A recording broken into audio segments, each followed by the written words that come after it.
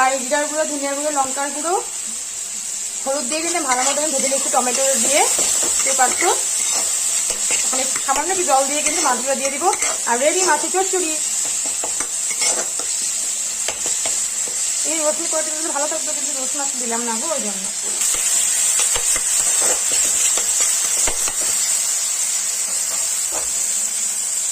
দিয়ে দিব জল, বেশি জল দিলাম না, যে চচ্চড়ি করুন বললাম। মাছটা আমি হালকা একটু ভেজে রেখেছিলাম।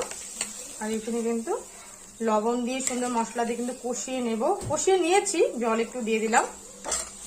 দেখতেই পারো মাছগুলো কিন্তু সুন্দর ভেজে হালকা ভেজে দিচ্ছি। আর এখানে কিছু ধনে পাতা দেখো বন্ধুরা শুকিয়ে গেছে, দিয়ে দেবো কিন্তু মাছগুলো। এই মাছ চচ্চড়ি কিন্তু খেতে কিন্তু দারুণ লাগে বন্ধুরা। টমেটো পেঁয়াজ দিয়ে কিন্তু একদম হালকা মাছ চচ্চড়ি বানাতে লাগে, খেতে কিন্তু দারুণ লাগে। আমি কিন্তু খেতে অনেক ভালোবাসি।